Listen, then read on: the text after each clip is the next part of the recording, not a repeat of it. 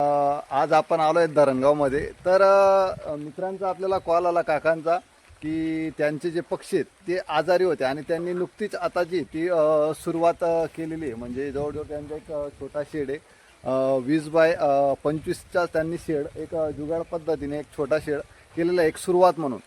तर दादा त्यांचा फोन आला आणि त्यांचे जे पक्षी आहेत त्यांनी बाजारातून घेतले आणि खूप सारे असे पक्षी त्यांचे जे आहेत ते आजारी होते आणि खूप असे पक्षी जे आहेत ते मरतूक देखील झाले. तर सर त्यांनी कॉल केला, सर म्हणे पक्षी मरतूक होत आहेत, नेमकं काय प्रॉब्लेम आहे तर तुम्ही बघून घ्या म्हणे.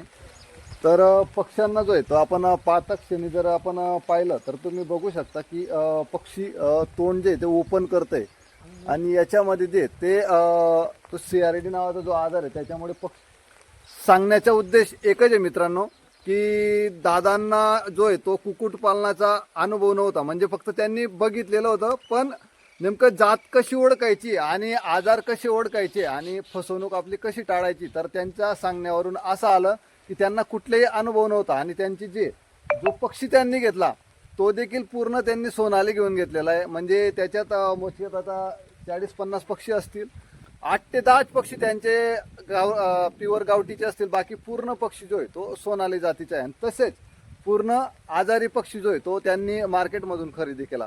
म्हणून आपल्याला कुक्कुटपालनामध्ये माहिती घेणं खूप गरजेचं असतं. तर सर तुमचं नेमकं कोणत्या गोष्टी तुमच्या चुकल्या, म्हणजे तुमची जी फसवणूक कशा पद्धतीने कशामुळे झाली, दादा आम्ही तुमचा अनुभव मला सांगा. बाजारात गेलो हा हा पक्षी घ्यायला. आता सर्वांनी आपल्याला तर काय अनुभव नव्हता गावरानी बरोबर. कुठली किंवा काय कुठली. हम्म. सर्व लोक एकच सांगायचे भाऊ गावरानी घेऊन जा. अच्छा. पण जेव्हा इथं आता तुम्ही बोलले तेव्हा कळलं की बरोबर. बाकी सोनाली काय भाऊ असं बरोबर. तेवढंच. तर मित्रांनो आपण त्यांच्या बोलण्यावरून त्यांना अनुभव नव्हता. पहिला मुद्दा त्यांची चूक म्हणजे जिथून त्यांनी माल घेतला त्यांची काही चुकी नाही, फक्त चूक कुठे होते मित्रांनो. आपली सांगण्याचा उद्देश एकच आहे की आपण कुक्कुटपालन सुरू करत असताना सुरुवातीला आपल्याला कुक्कुटपालनाबद्दल माहिती घेणं खूप गरजेचं आहे, अन्यथा आपली जी नुकसान आहे अशा पद्धतीने होते. म्हणजे आता म्हणून आपल्याला कुक्कुटपालन करण्या अगोदर आजूबाजूचे जे शेतकरी आहेत, जे फार्मर मित्र आहेत किंवा जिथं आपल्याला प्रशिक्षण मिळतं अशा ठिकाणी आपल्याला भेट देणं गरजेचं आहे, म्हणजे जेणेकरून आपली नुकसान होण्यापासून जी ते वाचणार आहे.